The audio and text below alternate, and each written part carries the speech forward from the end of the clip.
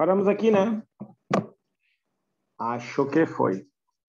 A gente falava de esclavagismo, né? Falei, inclusive, do outro exemplo, aquele dos pulgões, tá? Também são utilizados por formigas, né? Para retirar a seiva elaborada dos vegetais. E aí, né? Quando eles acabam liberando, né? Defecando, eles acabam liberando também a seiva, né? E aí é uma vantagem, e aí as formigas mantêm eles presos dentro dos formigueiros para se utilizarem do trabalho deles, né, ou da alimentação deles, e assim por diante, tá? Então, o esclavagismo é uma relação interespecífica, ou seja, de espécies diferentes, desarmônica, onde, obviamente, um vai tirar vantagem, né, em relação ao outro, tá? O exemplo aqui, né, do pássaro aquele que eu já tinha até comentado, quando eu falei lá das aves com vocês, aonde então, né, alguns pássaros se utilizam do ninho de outros. Aí lembro que até vocês me perguntaram, né? Mas, por exemplo, assim, tá aí, qual é o prejuízo? O prejuízo é justamente, né?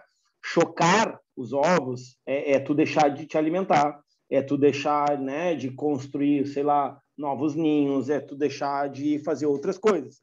Então, obviamente, que né, a ave que choca no lugar, vamos dizer assim, da mãe, né, ou da fêmea original da ave. Elton, o áudio tá meio estouradinho. Eu não sei. Mas tá Tu ruim. tá com o microfone? Não, eu tô com do próprio computador. Ah, bom. Não sei, então. E aí, o que a gente tem? A gente tem, por exemplo, então, esse desgaste, né? Vamos dizer assim, energético, né? Onde ela se dedica a chocar ovos que não são dela, tá? Então, isso causa prejuízo, por isso que é desarmônica.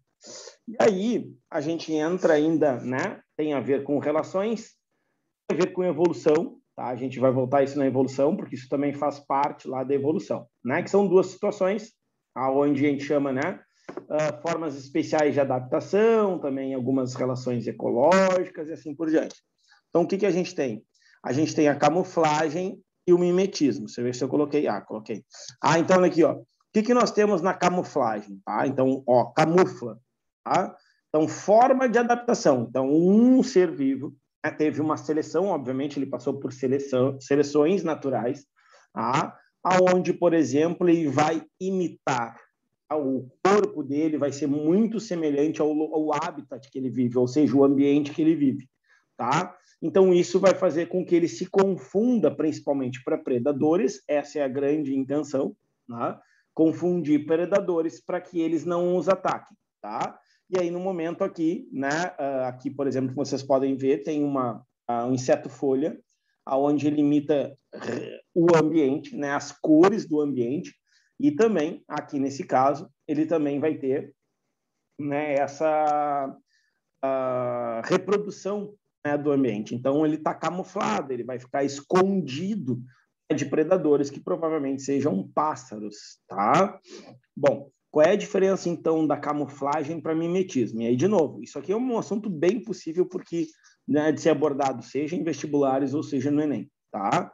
Então, o mimetismo, pensa assim, vamos fazer uma mímica, né? Aquelas brincadeiras lá de criança e tal. Quando tu faz uma mímica, tu tenta representar de uma forma, lá com as mãos, sei lá, com o corpo, um outro ser ou alguma coisa que tu quer que a pessoa identifique, tá? Então, aqui no mimetismo, vamos pensar assim, biológico, natural, né? É uma forma de adaptação onde determinados organismos, seres vivos, tá? Vão se beneficiar, vão ter vantagem de não imitar, mas, por exemplo, né, ser muito semelhantes a outros seres vivos. Tá? Então, por exemplo, aqui ó, nós temos a vicerói, aí nós temos a monarca. O que acontece? A monarca ela é venenosa, ok? Então, obviamente que a vicerói, que é chamada também de vice-rei, sendo parecido com a monarca, os indivíduos, né, que irão atacá-los ou que supostamente iriam se alimentar dela, não irão se alimentar porque sabem que a monarca tem um gosto desagradável, que apresenta substância química que não é, vamos dizer assim, palatável para determinadas aves. E isso faz com que as aves, então, não ataquem o vice-herói, ou seja, vice-rei. A monarca, né, como já todo mundo, não sei se vocês sabiam, mas a monarca, tanto é que quando a gente pega essas borboletas, né, que estão aí na volta, as pessoas dizem assim, é venenosa, né? Não é que seja venenosa, é simplesmente ela pode ter, né, pode causar uma intoxicação, né, se levar as mãos à boca, um gosto muito ruim, que aí vai fazer com que as pessoas ou, né, um determinado animal não tenha esse agrado, né, pelo paladar. Então, aqui, ó, mimetizar é isso aqui, ó. Olha lá, ó. Vendo aqui? Então, aqui é uma monarca, né, sendo abatida e depois, ó lá, o pássaro, né, teoricamente, vomitando porque ele não aguenta. Então, esse pássaro, teoricamente, aprende, né? Por que eu digo teoricamente? Porque, supostamente, só quem aprende são os seres humanos, tá? Então, ele, no habitat, então, no ambiente dele, ele vai evitar, né, animais semelhantes àquele que um dia ele comeu e teve algum problema, por exemplo, ali de ter que vomitar. Aqui, por exemplo, ó, olha o que nós temos aqui. Aqui nós temos uma larva, isso aqui é uma larva, tá, de inseto, e isso aqui é uma cobra. Ok? Então, essa larva acaba imitando a cobra para que não seja predada esse ambiente. Então, olha só, a larva está imitando a cobra. Então, ela está mimetizando. Ela não está camuflada aqui. Okay? Aqui ela está apenas mimetizando. Ok? Bom, qual é a diferença desses dois? Aqui é um exemplo, né? E aqui é o outro exemplo, né? Que aqui vai ter o quê? Um inseto folha imitando o ambiente. E aí, quando a gente imita o ambiente, a gente viu que não é mimetismo, tá? E sim camuflagem. Claro que nesse caso aqui, ela, vamos dizer assim, não está tão adaptada porque as folhas aí, né? São folhas verdes, né? E ela tem a pigmentação aí, creme, sei lá, marrom, que cor é isso aí, tá? Tranquilo? Agora, né, nós temos variações disso, né, que a gente chama de aposematismo. Vamos lá. Onde isso aqui é possível de cair? Com essa nomenclatura. Enem, ok? Católica, PUC e URGS, tá? Então, nesses 4 aí, podem cair essas variações, ok? Então, o que é esse aposematismo? Então, tu pode ver, mimetismo, tudo com, vamos dizer assim, né, o sufixo semelhante. Então, ó, forma de adaptação, tá vendo? Ó, o animal se adapta àquela região. Forma de adaptação na qual a espécie exibe cores, olha só, chamativas. Então, essa cor chamativa não quer dizer que ele está chamando o predador para predá-lo. Ele está mostrando que determinadas cores no ambiente, ok, são tem aversão, principalmente os pássaros, tá? Mas outros animais também. Mas vamos lá. O que acontece? O vermelho no mundo animal, ele diz algo negativo. Diz que ali, por exemplo, tem algo muito ruim, que tu não deve te alimentar daquilo ali. É venenoso, por exemplo. Aí no caso aqui, ó, pode ver, ó, a família é a mesma, ó. Dendrobatide, tá? Dendrobatide. Então, os dois são a mesma espécie. Ok? Só que esse aqui sinaliza para os predadores dele que ele tem essa capacidade, ou ele tem, né, ou supostamente teria, né, gosto desagradável. Pode ver que ela é uma perereca. Ó. Por que eu sei que ela é uma perereca? Porque ela tem ventosas, olha aqui, ó. Ventosas. E essas ventosas, né, são de animais que são arborícolas, como a gente tinha conversado anteriormente. Então, ele vai advertir. Então, isso a gente chama de aposematismo. Que então é um animal que vai lá, vai exibir cores chamativas, né, para divertir seus predadores que ele é venenoso ou que ele tem um paladar aí, como está escrito aí, desagradável. Tranquilo? Então toma cuidado com essas 3 aí: mimetismo, camuflagem, tá? E aposematismo. Não esquece, ó, vamos pegar o exemplo do que a gente já conversou dos polvos, né? Então, os polvos, eles têm os cromatóforos, que são o nome daquelas células, que faz com que ele modifique a sua pigmentação. Vamos lá. Ele imita um outro animal? Não. Se ele não imita um outro animal, é porque ele está imitando o ambiente. E se ele está imitando o ambiente, ele está fazendo uma camuflagem. Por isso que lá, por exemplo, nos moluscos, nós temos camuflagem e não mimetismo. Se o polvo, por exemplo, imitasse um peixe, aí sim, aí nós teríamos um exemplo de mimetismo, tá? Se o polvo, por exemplo, reproduzisse cores para os tubarões, né, que são os principais animais que se alimentam dos polvos, né, dentro dos mares, aí, dos oceanos, o que aconteceria? Aí ele estaria fazendo um exemplo de aposematismo. Tá? Então, só para traçar esse paralelo com algo que a gente já estudou e conversou, né, sobre essas situações. O que nós temos aqui, então? O processo que a gente chama de sucessão ecológica, na sequência. Então, como o próprio nome já está dizendo, sucessão ecológica. Então, é como um ambiente ou um determinado ambiente, ele vai gerar ou vai desenvolver, né, as características em um processo, óbvio, de sucessão. Ou seja, o que acontece primeiro para acontecer depois, o passo a passo, vamos dizer assim. Seja, olha lá, ó, seja num local onde nunca existiu aquele ambiente, ou seja, por uma reposição ambiental. Por exemplo, um reflorestamento. Tá? Então, isso vai ter etapas. Então, olha só, um processo, né, que consiste na substituição ordenada e gradual. Okay? Não esquece nunca disso. Ela sempre tem um porquê de começar, vamos dizer assim, por seres mais simples, para depois chegar numa parte mais complexa. Tá? Estabelecendo, então, uma comunidade relativamente estável. A gente já conversou em algum momento, eu lembro que eu conversei com vocês, inclusive eu acho que até o Matheus que respondeu, quando eu falava do solo da Amazônia. Então, a gente brincou alguma coisa assim, e eu falei assim, tá, então o solo lá é muito rico ou muito pobre. E a gente conversava que o solo da Amazônia, da floresta amazônica, ele é muito pobre. Mas tem aquele monte de planta, um monte de ser vivo que vive lá. Perfeito, é verdade. Mas, ao mesmo tempo que tem aquele monte de ser vivo lá, aquele monte de ser vivo exige muito daquele solo. Então, o esgotamento também é muito grande. Então, por isso que a gente não pode considerar um solo rico, vamos dizer assim, tá? Mas, óbvio, né? A gente sabe. Essa palavra aqui é muito importante na sucessão ecológica, tá? Relativamente estável. Por quê? Porque toda e qualquer alteração ambiental, seja lá por desmatamento, seja lá por fogo, seja lá qual motivo for, onde o humano entra, a ação antrópica entra influenciando isso, a gente vai ter grande problema, a gente vai ter grande desequilíbrio, tá? Então, é por isso que a gente tem falado, né, ou pelo menos a mídia, as ONGs, principalmente, né, tem falado muito em relação à Amazônia, porque é muito desmatamento em muito pouco tempo, é muita queimada, então isso vai gerar problemas que, uma comunidade relativamente estável, a gente não pode dizer que ela é totalmente estável, que daqui a um tempo ela vai voltar ao normal. Talvez não. Tá? E aí a gente sabe que a gente vai ter determinados prejuízos que vão ser irreversíveis. O caminho que a gente anda, hoje até falava sobre isso, né? Numa outra aula, falava sobre isso. A gente anda num caminho em relação à Amazônia, em relação ao desmatamento e às queimadas, né?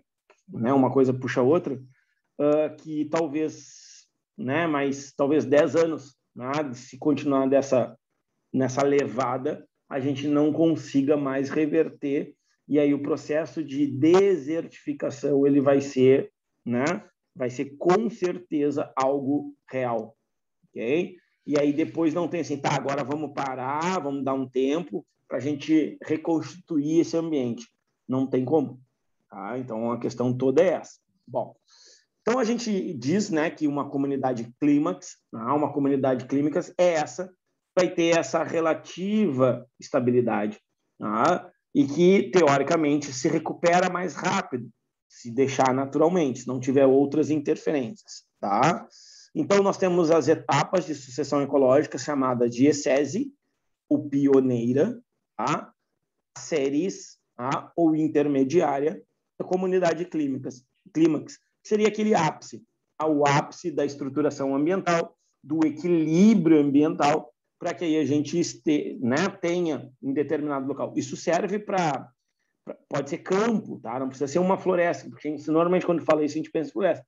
Pode ser o banhado aqui, o Taim, quando pegou fogo, lembra? Alguns anos atrás o Taim pegou fogo, uma grande parte do Taim foi queimada. Tá? Hoje tu passa lá, teve prejuízos? Obviamente, comprometimento daquele ambiente? Obviamente, tá? Mas como ele é tão estável, ou é relativamente estável, se tu deixar naturalmente, não tiver de novo uma interferência humana, ele se recupera. Ele vai, né, retomar aquelas atividades. Claro que as perdas de espécies, né, principalmente de animais, essa não tem muito o que fazer. Vai demorar mais um tempo. Então, se estimava na época que em talvez 10, 15 anos, aquela região onde foi queimada, ela conseguisse se reestabelecer. Tu passa hoje lá, tu não vê mais onde foi a queimada. Isso não quer dizer também que aquilo lá voltou a ser o que era antes. Por exemplo, o taim como ele é. Tá? Então, só para deixar assim, um exemplo nosso, que pode aparecer na tua prova, inclusive. Porque foi reportagem no Brasil inteiro, sabe? Então, essas coisas que a gente tem que ter cuidado. E outra, é perto aqui de nós, né? Nós aqui pensando em Rio Grande. Então, assim, é perto de nós. Então, a gente não pode dar bobeira para errar, né, essas questões, tá? Então, aqui, ó, estágio inicial, né? Constituído por uma comunidade pioneira, o ESSESI, que se modifica, né? Que modifica gradualmente esse ambiente. Vai começar. Então, quem é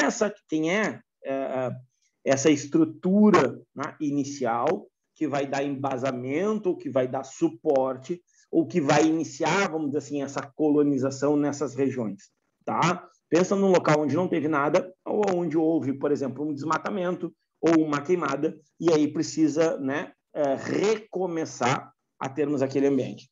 Então, olha só, olha quem são. Líquens e briófitas, esses são os principais. Num primeiro momento, tá? Então, naquele primeiro momento, tu vai ter esses caras abrindo espaço, para que outros seres vivos mais complexos comecem, então, a poder se instalar nesta região, tá? Então, líquens e briófitas são básicos. Primeiro, eles não exigem muito de solo, eles não exigem muito do ambiente, eles são organismos extremamente simples que precisam de água, né? E, obviamente, de luz. Ponto. É isso que eles precisam, tá? Bom, o que são as séries, de uma forma geral, né? São aquelas comunidades que nós chamamos de transitórias. Aqui eu coloquei temporárias, não tem problema. São as transitórias, que não é nem a inicial e também não é aquela que vai ficar no clímax, tá? Então, por exemplo, vamos lá, talvez faça 5 anos, 6 anos da queimada no taim, ok? Então, por exemplo, hoje nós teríamos uma comunidade intermediária, ou seja, séries, que a previsão é de 10, 12 anos, para retomar aquele ambiente. Então, beleza. Hoje, lá, né, 4, 5 anos aí depois, nós temos o quê? Nós temos uma intermediária, que não é nem a inicial, ou seja, muito simples, mas também não é aquela que tem toda aquela complexidade lá do banhado ou do pântano, né, como vocês quiserem chamar. E aí, ó, a comunidade clínica é aquela que encerra a sucessão. Encerrar não quer dizer que depois todo mundo vai morrer. Ela vai ficar lá permanentemente. Ou seja, são aqueles vegetais que vão se instalar naquela região e ficarão, né, vivendo naquela região. Então, não só vegetais, tá? Porque a gente está falando de um habitat e a gente tem, né, a gente tem as comunidades que ali se formam e aí entram os animais, os micro-organismos. Aqui, ó, vai haver a necessidade de uma grande importância também de micro-organismos, né? Para acelerar esse processo. Sejam lá bactérias, sejam lá fungos, então eles vão estar presentes também aqui na comunidade, né, pioneira, tá? Então, ó, é um estágio, né, a clímax, que a gente encontra a maior biodiversidade, devido à complexidade desse ambiente. Então, aqui, ó, não havendo mais substituição das espécies, como eu falei. Então, é aquela comunidade que vem, se instala e fica naquela região. Então, tu vai passar hoje, tu vai passar daqui a 50 anos de novo na estrada ali, tu vai ver que ali tem aquela mesma característica, a mesma, vamos dizer assim, fisionomia, né? Estrutural ali de espécies, tá? Então, a gente chama aí de clímax. Tranquilo aqui? Ô, Elton, tem algum fenômeno, tipo aquele que eu te mandei daquela questão? Tá. Aí o que acontece? A gente, claro, fenômenos naturais, tá? Fenômenos naturais, eles vão interferir no ambiente, com certeza, tá bem? Por exemplo, assim, vamos pegar um, assim, ó, tu quer ver um que pode alterar isso aqui? O vulcanismo, processos vulcânicos. Então, a lava, né, é liberada pelo vulcão, e aí o que acontece? Altera toda a superfície, sei lá, de uma ilha, tá? que vai começar a acontecer? Quem vai ser os primeiros organismos a se instalarem? Comunidade pioneira, líquens e briófitos. Entendeu? Aí começa tudo do zero. Tudo do zero. E vai embora. Comece. Pô, Elton, quantos anos isso vai demorar? Aí vai depender. Vai depender do local, vai depender, né, de se tem animais, vai depender de uma série de situações, de como vai ficar aquele solo rochoso. Então vai depender de todas as situações. Então, eventos, né, eventos naturais, eles podem alterar o ambiente, sim, tá? Por exemplo, um tsunami, ok? Um terremoto, tá? São possíveis de fazer alterações ambientais? Claro que sim, mas eu pego normalmente o processo vulcânico, que é natural, tá? Por quê? Porque os processos vulcânicos, eles acabam, né, tomando conta de toda a superfície daquela região. E aí tu tem uma baita alteração ambiental. Então isso fica, para mim, pelo menos, fica muito claro, né? Porque ali tu ouve todo. Por exemplo, se fosse um tsunami, beleza, vai lá, arrasa tudo, derruba aquele monte de árvore, volta lá, recua a água, legal. Mas aquelas espécies continuam ali. Houve um prejuízo? Houve uma alteração? Claro que sim. Mas não foi uma total como aconteceria, por exemplo, nesse processo que eu citei, tá? Então, vamos lá. O surgimento de uma nova cordilheira, entende? Alteraria um ambiente, né? Então, um movimento de placas tectônicas pode não causar, né, nesse caso, assim, diretamente, mas indiretamente poderia causar, tá? Aqui, então, como começa a acontecer, então, espécies pioneiras vão se estabelecendo, né? Então, os primeiros micro-organismos, bactérias, o que seria isso aqui, Vamos tentar entender. Essa imagem aqui, não sei porque ficou assim. Então, que era um lago, um rio.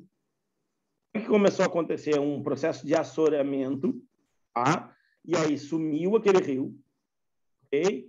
Virou areia, virou terra, e começaram alguns micro-organismos, ou secou, sei lá, tá? E aí começou, então, a se instalar, tá? Areia, começou micro-organismo, começou bactérias, começou os líquens, os primeiros vegetais, as briófitas são mais simples, exigem menos do ambiente, começaram a se instalar. O que eles começaram a fazer? Começaram a transformar esse ambiente, a dar condições para outros organismos se instalar. E aí começou, então, um processo de comunidades temporárias ou intermediárias, que é aquela que, como a gente falou, é a transitória, não é aquela que vai permanecer no ambiente. Até pode, mas não é aquela que predominantemente vai ter no ambiente. Tá? E aí, por último, eu tenho, então, uma comunidade permanente, que é aquela que vem, fica, se instala e permanece. Tá? Aqui, nós temos dois tipos, né, de sucessões. Então, acho que isso aí é interessantíssimo, porque já veio, eu só não me lembro se foi faz 2, 3 anos a prova do Enem, tá? Falando de sucessão primária ou sucessão secundária. Então, o que tu tem que ficar esperto? Bom, o que é uma sucessão secundária, tá? Vamos para a primária primeiro. Então, olha só, ocorre quando o desenvolvimento da comunidade inicia em uma área estéril, por exemplo, os vulcânicos. Não tinha lá, já tinha solo, tinha casas, tinha tudo isso, beleza? E aí um vulcão entrou em erupção, liberou toda a sua lava e passou, né, aquela semana liberando lava, ou seja, toda aquela areia que tinha, as plantações, as casas, os carros, tudo sumiu, ok? Tudo sumiu. E aí começou a resfriar aquela lava, se tornou uma pedra lá, beleza? Tá, pedra rochosa lá, pedra vulcânica. Ok, 1000 maravilhas. Quando começar, de novo, os organismos a se instalarem nesse local, por ser um local virgem, um local que nunca teve nada, Elton, mas tinha antes, tinha até plantação, sei lá, de laranjeira. Pois é, não tem mais. Então, aquilo ali é virgem. É virgem, porque ali vai começar do zero. Entende onde eu quero chegar? Ali vai começar do zero. Sobre tudo aquilo que ficou embaixo, que a lava tomou conta. Ali é um processo que parte do zero. Se parte do zero, a gente chama de sucessão primária, porque nunca houve nada naquela região. Agora, olha só, Quando ocorre, o que é a sucessão secundária, né? Ocorre quando o desenvolvimento de uma comunidade inicia-se em uma área anteriormente ocupada por outras comunidades. O exemplo, por exemplo, que está acontecendo na Amazônia. Ok? Mas tem interferência humana. Beleza, mas está acontecendo. Então, estão desmatando, tirando a floresta amazônica e estão plantando, sei lá, soja, milho. Sei lá o que estão plantando lá. Ou pasto, veja bem, ou pasto para alimentação de bovinos, ou caprinos, sei lá.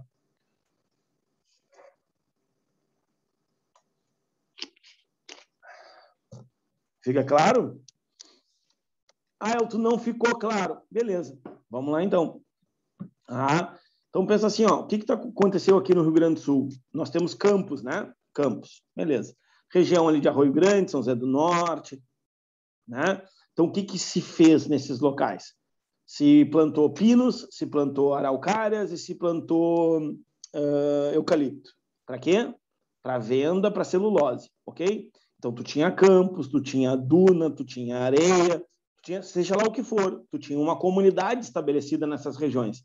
E tu vai lá e olha só, toma cuidado com isso, tá? Insere, olha a palavra, insere um ser vivo, tá? Que a gente chama de... Como é que a gente chama? Quando ele não é nativo.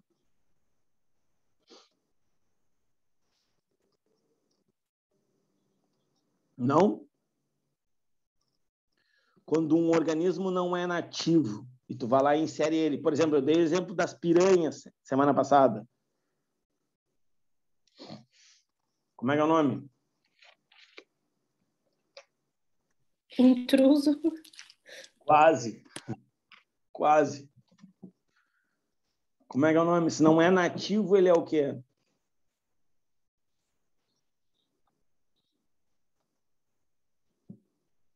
Ai, ai, ai. Lembram das piranhas, da história das piranhas? Que estavam comendo os peixes nas redes? Isso é uma questão que sempre cai no Enem. Sempre cai no Enem. Introdução de espécies exóticas. Espécies exóticas. São espécies que são fora da nossa flora ou da nossa fauna. Vamos lá. Eucalipto. Tem uma origem australiana. Tá? Mas tem tudo que é lugar. Beleza, tem tudo que é lugar, mas não é nosso. É que nem pardal e que nem pombinha. Tá? Não é nosso. Então aí, o cara vê todos os dias e tal, mas não é da nossa fauna. Tá? Então são espécies exóticas. Que aí, óbvio, não tendo competição, não tendo predador natural, o que vai acontecer? Se prolifera em grande quantidade. Tá. Aí os caras introduziram, vamos lá, pinos, que tem uma origem lá do hemisfério norte, introduziram a araucária, aqui até temos a nossa região, mas a espécie que se planta aqui não é da nossa região, né? Da nossa região, eu digo aqui, né? Sul, que metade é sul, tá? Porque é brasileira, sim, é brasileira. Mas a piranha também era brasileira e veio parar, lembram? Ali perto de Novo Hamburgo, no Vale do Rio dos Sinos. Ou seja, ela é nativa do Brasil, mas ela não é nativa, né, das espécimes do Rio Grande do Sul, tá? Então, essas espécies exóticas, elas acabam tendo o quê? Um grande sucesso nessas regiões, porque não encontram competidores, lembram? A competição. Então, normalmente, as questões que vêm abordando isso no Enem, eles vêm com isso, com a competição. Mas não aquela competição para tu definir, a competição é tal coisa. Como a gente viu ali nas relações ecológicas. Mas, por exemplo, eles vêm contextualizando. E uma das contextualizações pode ser essa, a introdução de espécies exóticas. E aí, por que ela prolifera? Por que ela tem sucesso no ambiente? Porque ela não tem competição, principalmente porque ela não tem predador natural, ainda mais se for animal, tá? Se for vegetal, ela vai competir com as espécies nativas por recursos, ok? Só que aí pensa, uma árvore, olha só, uma árvore, tá? O tamanho que é uma araucária, o tamanho que é, por exemplo, um pinheiro, do tamanho que é, por exemplo, um eucalipto, concorrendo com a grama, com nossos campos, com o nosso pasto aqui. Não tem chance, entende, para o pasto. Tá? Até porque, olha só, vou citar para vocês, quero ver se vocês lembram. Os eucaliptos, no caso, né? Eles liberam o quê? Eles liberam uma substância química. que inibe o crescimento de determinados organismos ao redor deles. A gente chama isso, nessas relações ecológicas, de antibiose. Lembram? O que é antibiose? São os organismos, seres vivos, que produzem substâncias, lembram? Que inibem o crescimento de outros. A gente viu as pirrófitas da maré vermelha. A gente viu, por exemplo, né, os fungos que produzem antibióticos, que inibem o crescimento de bactérias. Tá? Isso semana passada.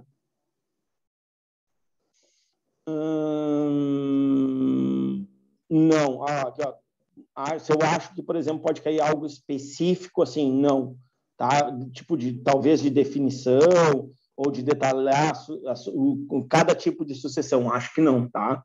Acho que, de novo, é questão contextualizada. De repente, eles vão pegar um impacto ambiental ou uma situação, né, que nem a Nalanda perguntou, tipo de um processo vulcânico, alguma coisa, e a partir disso aí ver o que aconteceu ali, para tu te ligar se é algo estéril ou se não é algo estéril, se é algo que nunca teve ali ou é algo que vai repor, entende? Então, esse é um tipo de sucessão secundária, esse exemplo que eu estou dando, que já existia a micro-organismos, já existia seres vivos ali, já existia uma biota, né? Seres vivos, uma parte viva naquela região, ou seja, uma comunidade.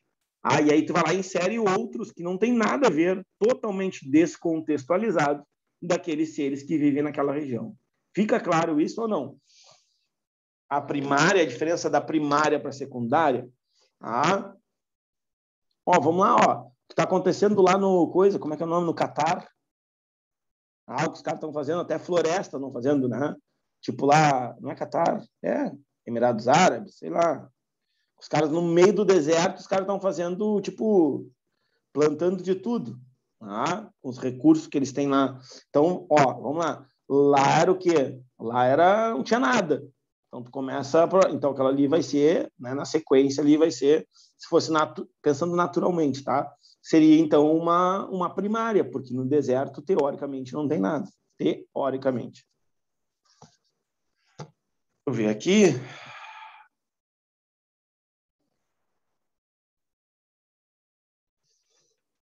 Lugar do mundo que não foi desenvolvido numa comunidade. Teoricamente, não.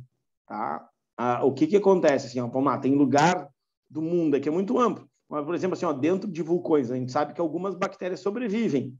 Eu não, bem sincero, eu não sei te dizer se chegam a formar uma comunidade nessa região. Então, não sei te dizer isso. Agora, por exemplo, assim, mas todos os locais, de uma forma geral, são habitados por algum ser vivo. Tá? Não, Mar Morto, que nem as pessoas falam, Mar Morto. Mar Morto tem micro-organismos. Então, assim, de uma forma geral, teoricamente. O problema é que a gente quer assim, tem algum lugar do planeta que não tenha ser vivo. É muito difícil. No deserto tem, né? A gente sabe, pode não ser uma girafa, um elefante que a gente enxerga bem, entende? Mas tem bactérias. E isso faz diferença. É ser vivo. Se a gente vai levar o pé da letra, é quase que impossível em determinados lugares. O que pode acontecer, vamos lá, sei lá, no Monte Everest, tá? Pensando assim, 7.000, acho que é 7.300 ou 7.600 metros acima do nível do mar. Pode ser que lá, obviamente, não tenham tantos organismos assim, ou micro-organismos. Se limitem a algumas bactérias que suportem aquele frio, aquele ar, a gente chama de ar rarefeito, ou com uma presença não tão grande de oxigênio. Então, mas não sei te dizer mesmo, sabe? Não sei te dizer mesmo se nesses locais tem, provavelmente tem. Vão lá, se pegam aquela água lá, água não, né? O gelo, para estudar se tem micro-organismos naquele gelo. Então, pode ser que sim. Eu não sei se já fizeram isso. Eu sei que de outros locais não tão altos já fizeram. Tanto é que o exemplo que eu dei para vocês, quando a gente estudou moluscos, lembram? Que eu falei para vocês que encontraram vários tipos de moluscos fossilizados nos Alpes suíços, por exemplo. Então, subentende-se que, vamos lá, milhões de anos atrás, a água era daquela altura. Ou, o que aconteceu? Os Alpes cada vez foram crescendo mais. Então, são as duas possibilidades. Agora, o que é verdadeiro e o que não é? Aí não sei te dizer, nem os cientistas até hoje sabem te dizer. Poxa, tiraram o dia para me perguntar essas coisas, cara, sabe? Hoje passei também de tarde falando de evolução, eu acho que é me babau. Não, passei a tarde toda falando de evolução. Todas as turmas que eu dei aula de evolução. De manhã, uma. Então, assim, ó, e aí vem as perguntas, né? Tá, mas como é que encaixa isso nisso? Como é que encaixa isso nisso? E aí a evolução, realmente, né? Faltam elos, né? A gente sabe que ela acontece, ela é um fato, a gente tem comprovação disso, mas a gente não consegue linkar, né? De onde para onde? De onde foi, o que originou o quê, vamos dizer assim. Então, é bem interessante isso. Hoje, um desgaste, assim, ó... Como é que se fala? Mental de pensar nas coisas que eles me perguntavam, que, olha, vamos lá. Aqui, ó. Então, olha esse processo de sucessão, eu prefiro mais essa imagenzinha, né? Mas é mais coloridinha, obviamente. Solo sem vegetação, tá? É um problema. E olha, vossorocas, já ouviram falar de vossorocas? Não? São grandes crateras que se abrem no solo devido à lixiviação, devido à infiltração de água e à rachadura. E aí abrem grandes buracos, tá? Por causa que o solo não está coberto. Okay? E aí, né, o vento acaba, né, transportando aquela matéria orgânica e ela não se fixa. Esse é o grande problema. Lembram? Eu não sei se vocês lembram, mas lá no início do ano a gente conversou sobre isso. Tá? Que como aconteceu o processo de formação das dunas em Rio Grande aqui de novo. Lembram ou não? Que eu falei para vocês? Que os caras iam lá, pegavam, faziam as podas na cidade, iam lá e cravavam os galhos. Galho de planta aí mesmo, das ruas aí, faziam os salchorão, esses aí, estavam pegando nos fios, eles faziam a poda, botavam o caminhão da prefeitura e o NEMA, tá, ia plantando lá, para quê? Para que o vento segurasse a areia. E aí começou a formar de novo as dunas devido à enchente lá que teve na década de 80, 90. Não sei se vocês sabem, mas a estrada, né, Rio Grande, Santa Vitória, ela foi toda ela, né, feita com areia da praia. E vários pontos no cassino também foram retirados das dunas da praia, ou seja, o cassino praticamente não tinha dunas, até acontecer, né, a enchente, acho que na década de 80, 90, aconteceu, e aí a água foi quase lá no posto aquele da entrada do cassino, só para vocês terem ideia. Por quê? Porque não tinham que segurar essa água, ou seja, que são as dunas. Por isso que hoje nós temos, acho que umas 4, 5 saídas, né? Só para vocês terem ideia, quando eu tinha idade um pouquinho mais novo que vocês, talvez 15 anos, 14, 13 anos, todas as ruas que vão em direção à praia tinham saída na praia. Todas. Sabe? Avenida, paralela à avenida, toda a cara da Valentina. Tipo vice, sou um pouquinho mais antigo. Então, olha aqui, ó, o que acontece? Todas as ruas tinham saída na praia. Todinhas, sem nenhuma exceção. Até acontecer esse problema.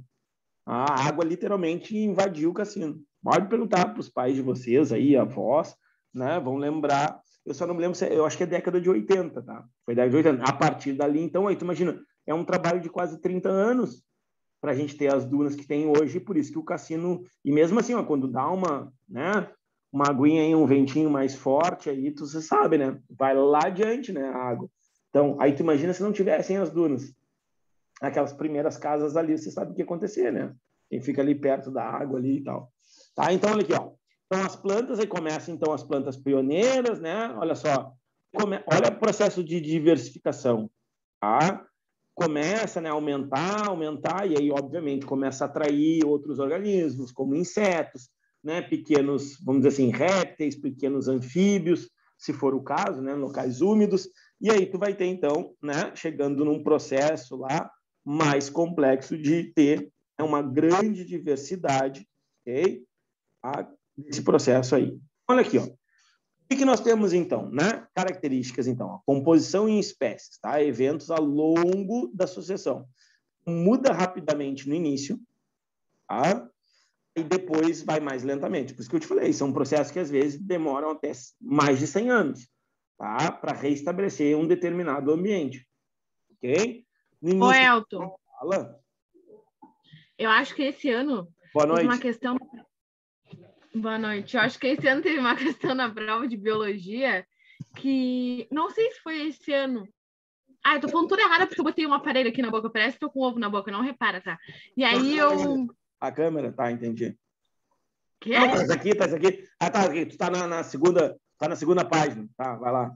Fala. Não, é que assim, eu não sei se foi esse ano que caiu uma questão que falava, tipo assim, ai, não sei se. Eu fiz uma questão que dizia assim, ai, qual é a melhor maneira sei lá, de adaptar, sei lá, de adaptação das espécies depois de uma queimada, se era tipo. Se era que muda rapidamente no início e depois lentamente, ou tem. Ah, não sei, tô rateando, não deve ser nem isso que eu tô falando, deve ser uma coisa totalmente nada a ver com isso que você tá dando aí, explicação. Não, Mas não era. é. Eu acho que é dessa questão que eu comentei anteriormente. Eu só não me lembro se faz 2 anos ou 3 anos, mas era mais ou menos isso. Tá? Então, aí vamos lá, vamos pegar um exemplo. Eu não sei se era isso, tá, Lara? Mas vamos inventar aqui, que eu sou bom de inventar historinha. Então, por exemplo, assim, ó, teve uma queimada num determinado local. E aí tu deixa aquele local se reestabelecer, tu deixa, nós humanos, quando eu falo tu, nós, né, humanos, a gente não interfere em nada, a gente não vai lá e joga semente, a gente não vai lá e joga plantinha, tá? Então, o que acontece? Quando a gente faz isso, deixa naturalmente, é um processo de sucessão secundária. Por quê? Porque ali já existia, tanto é que houve uma queimada. E aí, no momento que aquilo retoma naturalmente, tá vendo? Ó, já tinha um, agora tem um segundo. Não era um local estéril, virgem, que não tinha nada. Era um local que tinha, sei lá, uma floresta. E aí queimou, ok? Tocou fogo, um monte de ser vivo morreu, planta, animal, etc, etc. E aí a gente deixa aquilo se reestabelecer naturalmente. É o que está acontecendo hoje no Taim, que eu falei do exemplo do que quando pegou fogo. Está se restabelecendo naturalmente, o humano não está interferindo, percebe? Então, o que está acontecendo lá é um processo de sucessão secundária. Por quê? Porque já existia ali o banhado.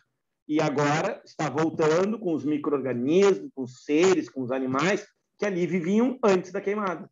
Então, é um processo secundário. Entendeu? Ou não? Agora ela se engasgou com o negócio. Tô comendo aqui. Ah, então, mas responde, né, tia? Ah, tá, mas é mais ou menos isso. Então, é um processo secundário. Eu só não me lembro que ano foi, não faz tanto tempo, tá? É por isso que eu digo assim, não é difícil de aparecer. Mas, de novo, eu falei para o que eu não falei antes. Assim, pode cair especificamente o que acontece nesse SESI. Preciso gravar, veja bem, para o Enem, não. Entende? Para o Enem, não. Que ele vai cair assim, o que aconteceu aí, de uma forma geral. Entende? Ele vai te perguntar isso, ponto. Tá? Agora, quando, por exemplo, assim, tu vai pegar especificamente no vestibular, não é uma questão comum de aparecer.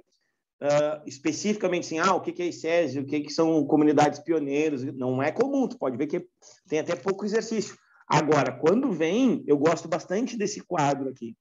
Tá? Por quê? Porque esse quadro é onde eles podem contextualizar. Tá? Por exemplo, então tem uma alteração inicial muito rápida e depois, até se reestabelecer, leva muito tempo. Tá? Então, o tamanho dos indivíduos tende a aumentar. Né? Tu tem lá musgos, tu tem líquens e depois tu passa a ter, de repente, árvores. Tá? Grandes árvores num determinado local. Estou dando exemplos assim, tá? Então, a diversidade das espécies aumenta, conforme vai, né, atingindo até atingir o clímax, e depois ela se estabelece. Então, isso que vocês têm que ter cuidado. Ela não aumenta eternamente, até porque não vai ter recurso, lembram? Uma coisa é o potencial biótico. Não esquece essa palavra. Não sei porque eu estou com isso assim na cabeça. Tinha até que mandar um videozinho lá de dicas e fiquei com isso aí. Mando disso, eu mando disso. E eu assim, não quero abrir todo o jogo, vou deixar para as dicas. Entende? Tipo, sabe assim, fico com aquela coisa assim, martelando. Não sei porque isso está martelando na cabeça faz horas. Que é esse tipo de questão. Potencial biótico. Potencial biótico é o que a espécie nasceu para ser, ou que ela poderia ser. Só que existem N fatores limitantes. Um dos fatores limitantes são os recursos naturais. Outro fator é a competição com outros indivíduos. E aí vamos lá, se tu introduz ainda um ser que não é nativo, ou seja, que a gente conversou, que é exótico, tu aumenta ainda mais a competição e tu diminui ainda mais os recursos. Então, a tendência é que aquela espécie possa até vir à extinção, diminuir tanto a quantidade deles que possa, né, entrar em extinção. Fica claro isso para vocês?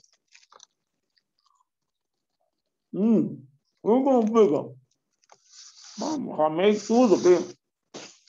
Comendo uma paçoquinha Eu não conseguia. A Nalanda me mandando mensagens desde o centro. E eu parado naquele trânsito aí.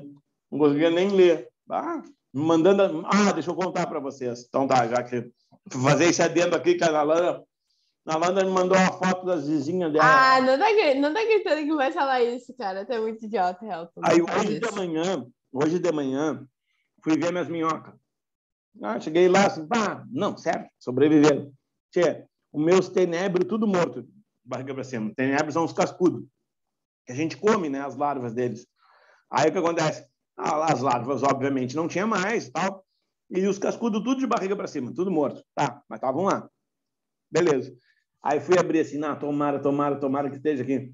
Tinha uma para contar a história. Sabe que não tinha uma minhoquinha. Revirei lá. Não tinha nada. Aí tá. Aí fui ver, não deve ter o churume, né? Que é o churume que é o que o pessoal gosta, compra e tal, para usar nas plantas. Cheio de churume. Cheio de churume. Mas morreram. Vou ter que encomendar mais agora. Ô, Elton, quando eu vi, eu me lembrei de ti e da Lara na hora, mas eu não cheguei a enviar pra Lara, mas depois eu enviar pra ela. Louco, tia. Tá, vamos lá. Dá comigo aqui. Deixa eu ver.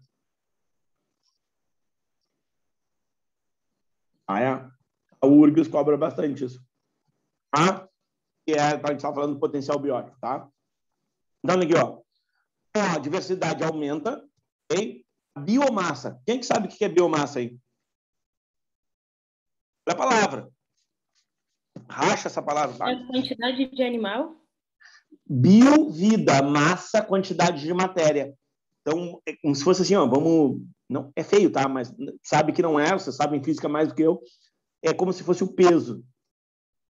Aquilo tem muito peso ou tem pouco peso? A quantidade de matéria viva. É isso que a gente quer. Ô, Elton. Fala. Eu achei que a biomassa total fosse, tipo, se tu pegar uma cadeia desde o gavião que tá lá em cima até a grama, para mim a biomassa é o conjunto de tudo. Sim. Todas as massas deles.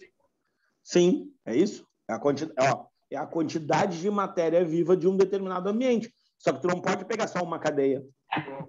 Você tem que pegar todas. Entendeu? Daquele local, vamos lá, sei lá, o campo aqui que tem aqui do lado do condomínio. Você tem que pegar a biomassa total. É só capim. Não, tem umas árvores lá no fundo, tem uns, sei lá, uns gambazinhos ali perdidos, tem uns ratão, entende? Então é isso. Tem como calcular isso? Teoricamente não, tá? Então por isso que é um conceito que às vezes o pessoal se atrapalha. Mas o que eu sempre digo assim, a quantidade de matéria viva. Então tu só conta aquilo que respira, tu só conta aquilo que está vivo naquele ambiente. Então, qual é a tendência? A tendência da biomassa é sempre aumentando. Olha aqui, até porque, olha para cá, o tamanho dos indivíduos tende a aumentar. Se o tamanho dos indivíduos tende a aumentar, a biomassa total também tende a aumentar. Entende? Outra, a gente está aumentando a complexidade, né, de um ambiente. Pensa, lá nas pioneiras, o que nós tínhamos? Líquens, okay? E briófitas, seres super simples, bactérias e tal. Quando a gente começa a ter um processo de complexidade maior de um determinado ambiente, a tendência é que a diversidade aumente. E se a diversidade aumente, a quantidade de número de indivíduos também tende a aumentar. Por que eu estou falando também tende a aumentar? Porque vai necessitar dos recursos. Né? Se tiver recursos, eles aumentam. Claro isso ou não? Vamos adiante. Produtividade primária bruta aumenta no início e depois se estabiliza. Explica isso. Produtividade primária tem a ver com os produtores. E aí? É que eu acho que é quando, tipo, vários consumidores começam a comer o produtor, mas aí depois equilibra porque um começa a comer, tipo, o outro, assim, não é todo mundo. Só um pouquinho, tu misturou uma coisa aí. O produtor não come ninguém, tá? Mas é quando equilibra a quantidade de... Beleza, então vamos lá. Produtividade primária. Então são os produtores. Quem produz a energia no mundo vivo. Então, olha só, No início, o que vai acontecer? Tem uma grande produção, tá? E depois tende a se estabilizar devido ao que? A fotossíntese. Lembram que a fotossíntese vai, passa da respiração. Lembra? A respiração é sempre padrão. E a gente, inclusive, conversou que quando toca ali a fotossíntese com a respiração, lembram qual é o nome? Quando a fotossíntese faz aquela curva dela aumentando e a respiração é reta sempre, lembra? Ela não altera naquele ambiente. Lembra qual é o nome daquele ponto? Inclusive, tinha uma sigla assim no gráfico, ó, P. Ponto de compensação fótica. Lembram? O ponto de compensação fótica é quando a quantidade de fotossíntese é igual à respiração. E aí, depois, lá em cima, a fotossíntese fazia assim, ó. Entrava num padrão. É isso que está te dizendo aqui, ó. Produtividade primária bruta. Então, tudo aquilo que produz de massa. No início vai ter aquela grande produção, uma diversificação, blá, blá, blá, blá, e aí chega no clímax. E aí no clímax, lembra? Ela é estável, ou aparentemente, ou aproximadamente perto do estável. E aí ela vai manter aquele padrão, tá? E aí vai seguir aquele padrãozinho, ok? Respiração da comunidade aumenta, é uma obviedade, porque tu tem micro-organismos, tem seres muito pequenos, seres, né, que não têm uma exigência muito grande e em menor quantidade. E aí tu parte para uma diversificação muito grande, até chegar, né, na comunidade clímax, tá? Olha só, a razão, fotossíntese, respiração. Então, no início, olha só, no início, fotossíntese maior que a respiração. Tá? Depois, lembram? Elas se estabilizam, elas acabam se igualando. Por isso, veja, por isso que a gente fala que, por exemplo, a floresta amazônica, teoricamente, não é o pulmão do mundo. Ela deixa o ambiente em equilíbrio, tá? O ambiente, quando a gente fala o planeta, tá bem? Porque parece um ambiente, parece uma coisa pequena. O planeta, as florestas de uma forma geral. Mas elas estão tão em equilíbrios, tão em equilíbrio, que elas acabam igualando. Lembra? Libera 6 oxigênio, retira 6 oxigênio. E a gente conversou isso nas algas, né? Que as algas são as responsáveis de colocar esse oxigênio para nós aí no planeta Terra, né? E os vegetais, de uma forma geral, principalmente os vegetais terrestres, né, são aqueles que vão entrar em equilíbrio, tá? Porque eles colocam 6 e liberam 6, tá? Quer dizer, colocam 6 e retiram 6. Oxigênio, no caso. Ok? Assim como o CO2 também, né? Ok?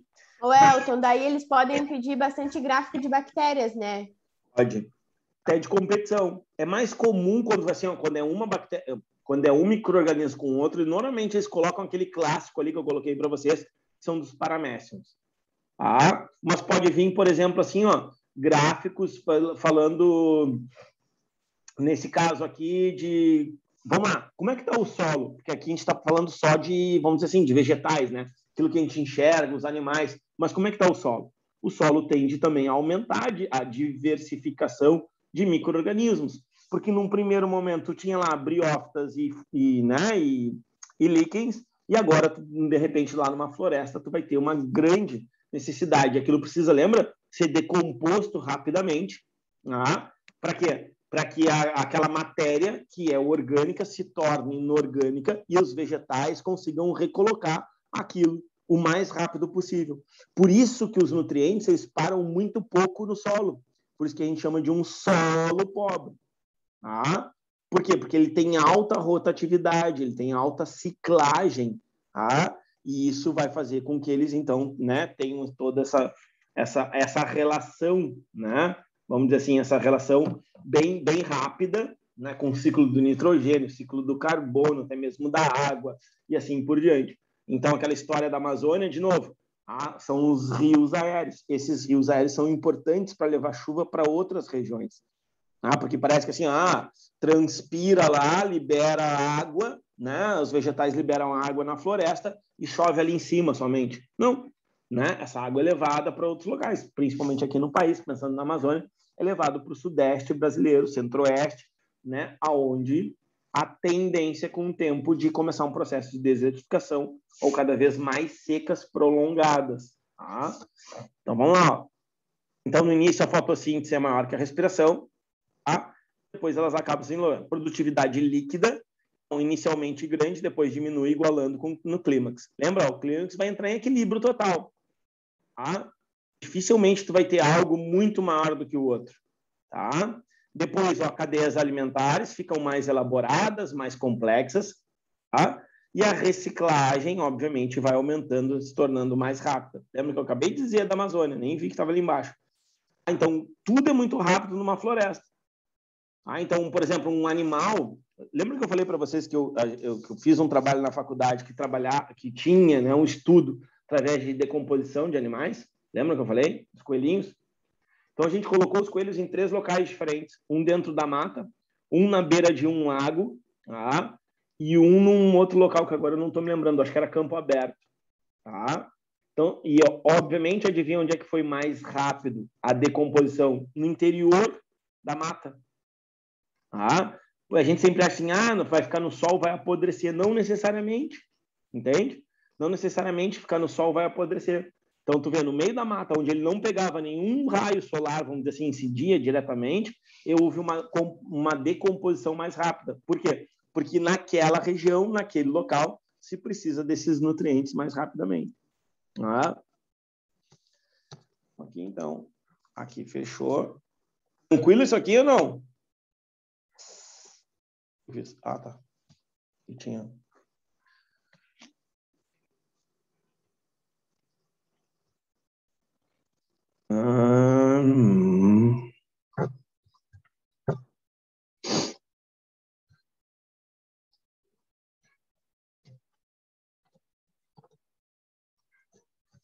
Vamos nesse aqui. Slay aí já. Slay. Olha aí, cadeia alimentar e fluxo de energia, tá? 2 assuntos também importantes, ok? Pensando em Enem ou pensando em qualquer outro vestibular, tá? Então, é bem comum, essas temáticas aí sempre aparecem. Então, vamos lá. Primeira coisa, né? Alguns conceitos prévios que a gente precisa, né, retomar. Olha aqui, estava falando agora. A primeira coisa, organismos autótrofos. Então, o que nós temos, né? Capacidade de utilizar CO2 como fonte de carbono. Isso é a grande característica do autótrofo. Tá? A gente diz assim, os autótrofos são aqueles que sintetizam o seu próprio alimento. Tá legal? Não tá errado. Mas, na verdade, lá no fundo, a gente quer que eles tenham o quê? Uma capacidade de transformar uma molécula simples em uma molécula complexa. Ou seja, de uma molécula inorgânica numa molécula orgânica. É isso? É isso que o autótrofo faz. Então, ele utiliza, nesse caso, né, o gás carbônico, bem, mais as moléculas de água, para transformar. Aqui, a gente vai ter, né, glicose, a gente vai ter água, a gente vai ter oxigênio. É isso que ele faz, bem? Tranquilo? Ou não? Deixa eu ver aqui, tá 12, 24, 4, tá tudo certinho, tudo equilibrado, tá? Então, olha aqui, organismos podem ser autótrofos de 2 maneiras. Então, através da fotossíntese, onde utiliza, né, a luz, né, como fonte energética, tá? E aí transformam, né, através de reações químicas, etc., fase clara, fase escura, olha a fotólise da água. Vamos ver se vocês lembram. De onde vem esse carbono aqui?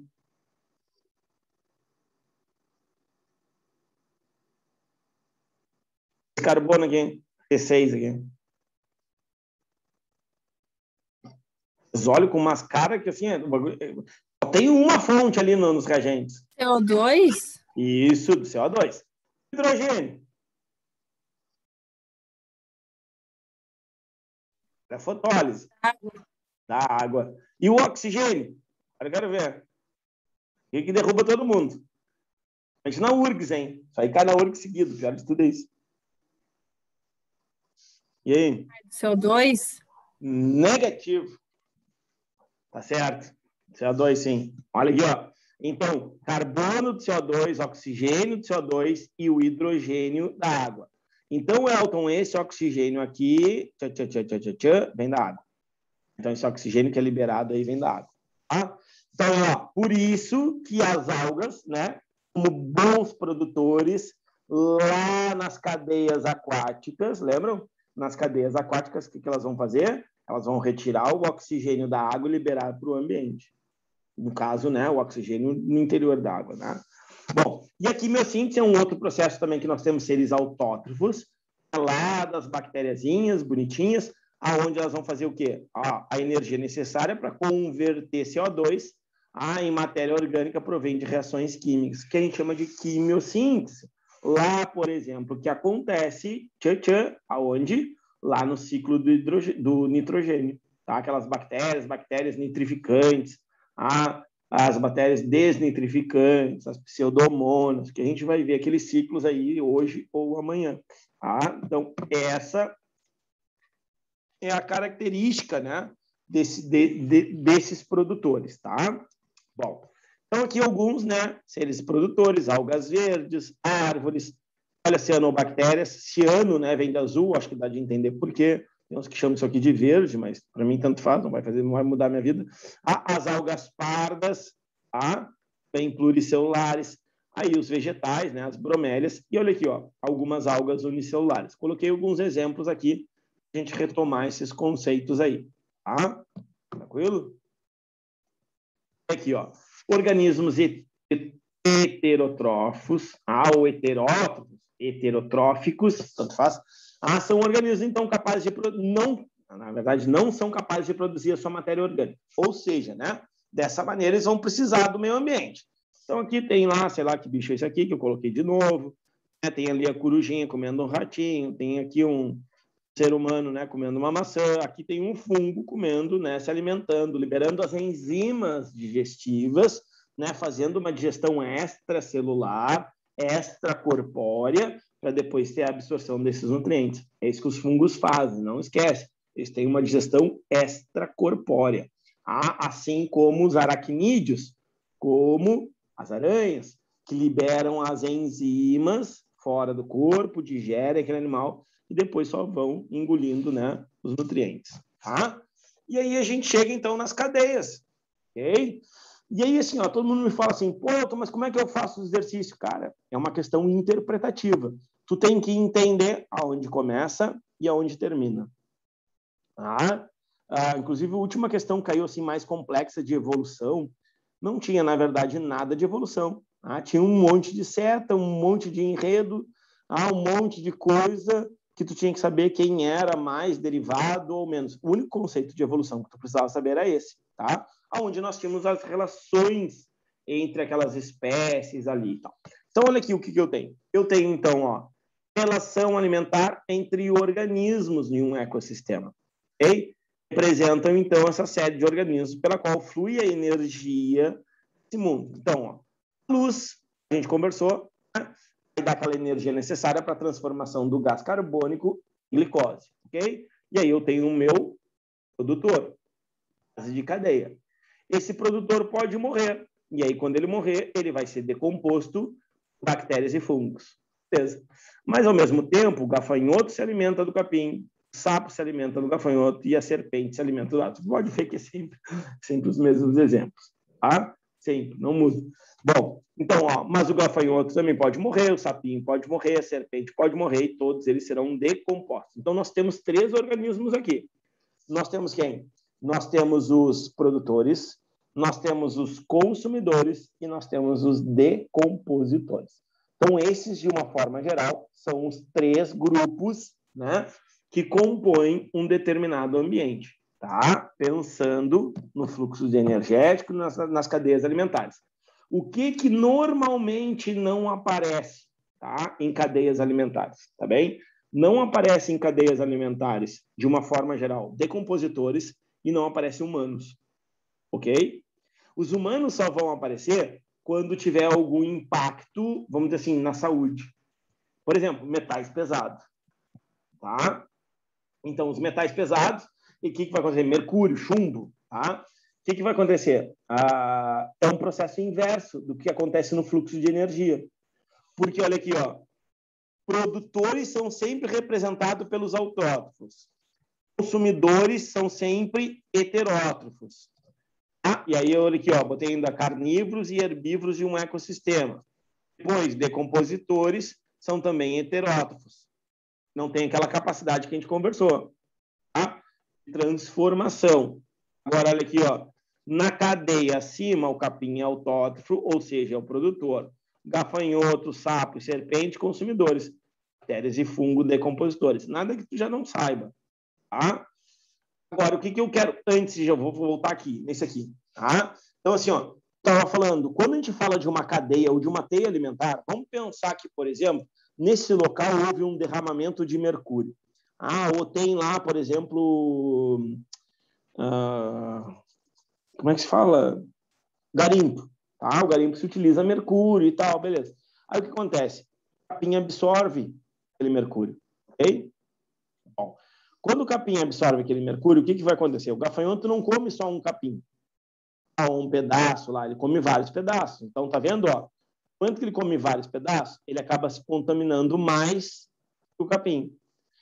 O sapo não come apenas um gafanhoto, ele come 3, 4, 5, 10 gafanhotos. Então, o sapo se contamina mais que o gafanhoto, que se contamina mais que o capim. Por último, uma serpente não vai comer apenas uma, sei lá, capim, perereca, sei lá o que é. Ele vai comer vários. E aí vai ter uma contaminação maior, tá vendo? Então, assim, ó, a energia aqui na cadeia, ela diminui sempre. A energia diminui, mas a contaminação aumenta. Vamos supor que aí a Valentina lá foi lá para o campo, né, treinar no limite. E aí o que aconteceu? Ela vai lá e se atraca lá numa serpente e se alimenta dessa serpente. O que vai acontecer com ela? Ela vai ingerir níveis de mercúrio que são muito altos. Entende onde eu quero chegar? Porque ela pegou, olha só, um animal que não é um consumidor primário, é um consumidor, nesse caso aqui, primário, secundário, terciário. Tá? Então, a Valentina, se tornou uma consumidora quaternária. Então, ela absorveu, olha só, de toda essa cadeia, toda a contaminação dessa cadeia. Então, para ela, vai ser um número maior do que qualquer outro. Entende? Então, isso é o que acontece. Sabe como é que se chama isso? Isso se chama magnificação trófica. Tá? Ou, olha a palavra, como agora eles traduzem, né? Na minha época, quando eu estudava, era isso, magnificação trófica. Porque trófico quer dizer o nível, tá? E quer dizer alimento também, o nível que tu tá, que posição que tu tá no ambiente, nessa cadeia. Só que aí hoje eles utilizam uma outra palavrinha bem bonita, que eu gosto também, que é bioacumulação. Tá vendo? É uma substância que foi acumulando ao longo da cadeia viva, ou seja, da cadeia alimentar.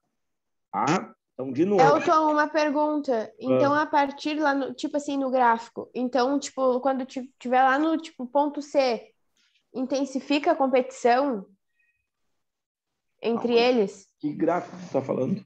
Tipo dos gráficos que tu estavas falando, que é quase isso daí, Elton. Não, isso aqui é... Depois eu te mando. Me manda depois, então. Porque aí Outra coisa que eu ia te falar, teu áudio foi tri ruim. Pois é, cara, vocês me falaram... Tá dando vários chiados. Eu vou ver se eu agilizo como é que é? Um microfone. Deixa pra mim. Olha aqui, ó. Já estava semana passada, né? Vocês tinham falado já. Olha aqui. Só que aí o que acontece? Olha aqui, ó. Então, assim, ó, a bioacumulação é isso. Ele vai aumentando, né, ao longo da cadeia. Tá? Isso que eu quero chamar a atenção de vocês. Que aí entra nos impactos ambientais. E aí nós temos as teias alimentares. Imagina assim, ó, isso eu já fiz na minha prova, tá? Inclusive com essa imagem. Eu perguntava assim, ó, quantas cadeias alimentares tem aí? Era a única resposta que eu queria saber. Ok? Por que é uma teia? A teia é um entrelaçamento de cadeias. Então, isso aqui é a minha prova, tá? Era uma das questões da minha prova, com essa imagem, inclusive, tá? Isso que eu tô falando.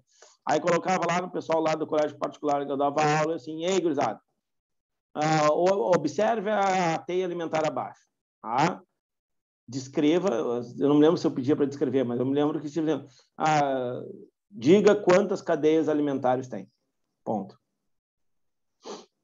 Aí os caras tinham que contar uma por uma. O que tu faz? Sente e chora? Isso já caiu, tá? Só para lembrar vocês. Vestibular, então, bem comum. Os caras te darem, claro, talvez não tão complexa como essa, mas te dão. O que tu tem que fazer?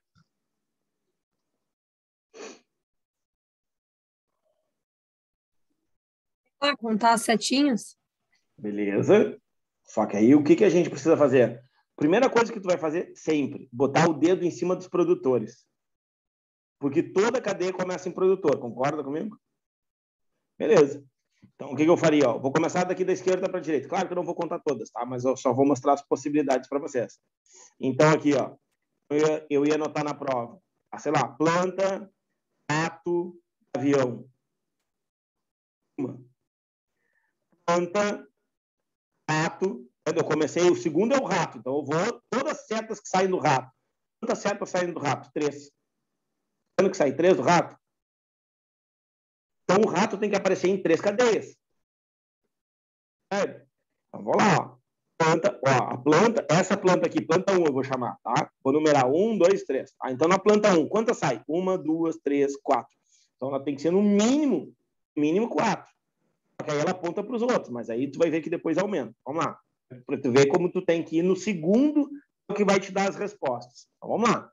Então, ó, planta 1, rato, cobra. 2. Planta, rato, coruja. 3. Rato sai mais algum? Não. O rato apareceu em 3. Entendeu? Agora eu vou para um segundo. Caracol. Planta, caracol. Caracol só sai uma. Tá vendo? Caracol só sai uma. Planta, caracol, passarinho. Beleza. Tem mais alguma seta que sai do caracol? Não. Então vou para isso aqui. Nem sei o que é isso aqui. Sei lá, vou pensar que é um gafanhoto. Planta, gafanhoto. Aí eu vou começar pela esquerda, porque para mim vai facilitar o meu pensamento, porque eu estou fazendo da esquerda para a direita. Então, planta, lá, gafanhoto, sapo, cobra. Planta, gafanhoto, joaninha, sapo, cobra. Planta, Ô, Elton, gafanhoto. tá ficando muito chiado. Tipo, quem sabe tenta falar mais de longe do computador. Eu acho que quanto mais perto, mais fica chiado. Para te dizer a verdade, eu não sei nem onde é que fica o microfone dele. Entendeu? Mas quando tu fala mais longe, não fica tão chiado. Quando tu fala assim. E aí, agora, tá bom? Não? É que agora eu gritei.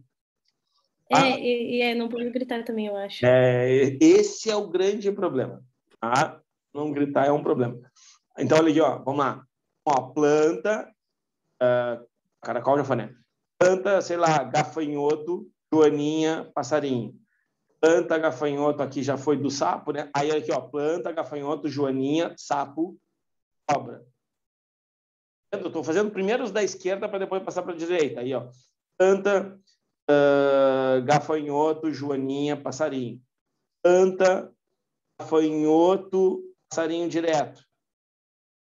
Agora, olha lá. Planta, larva, sapo, cobra.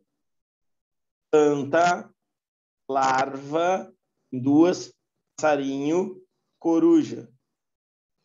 E aí tu vai indo, tu vai indo. Tchê, era assim, ó, dava assim, ó, vamos lá, sei lá, uma turma de 35, 38, acho que uns 4, 5 conseguiam acertar a quantidade.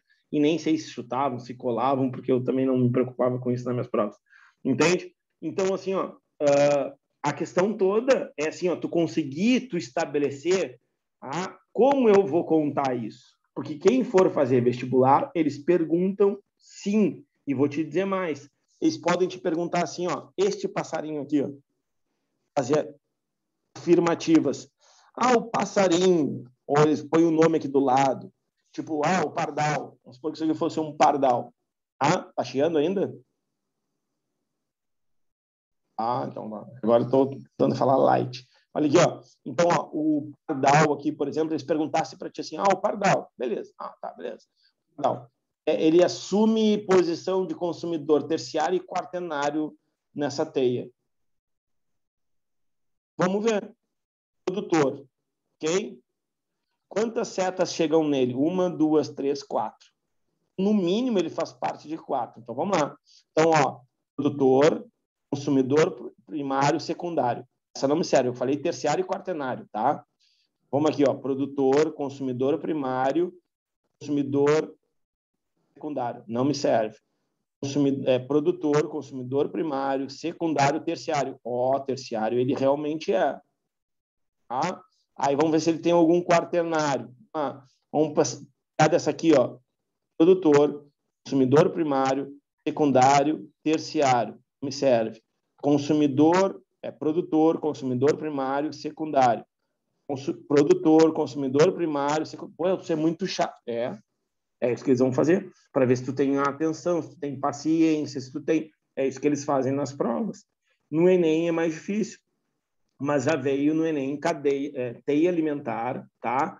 E aí te perguntando, o Gavião assume posição quaternária, pode assumir posição quaternária e terciária nessa teia. Aí tu vai ter que fazer esses aí, todos que chegam no Gavião, para ver se ele, realmente, aqui ele é secundário. Aqui, mas aí quem comeria o gavião? Ninguém, ele é topo de cadeia. Aí que tu falou terciário, eu achei que poderia ter uma mais. Não, porque aqui, ó, quer ver aqui, ó, deixa eu pegar um aqui, ó. Pega aqui, ó. 1, 2, aqui, ó.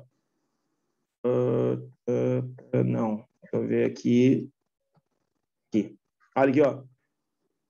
Primário, secundário, terciário. Olha aqui, ó. Produtor, né? Primário, secundário, terciário. Pô, será que ele não tem nenhum quaternário? Não. Esse cara aqui, deixa eu ver. Primário, secundário, ele come direto outro passarinho.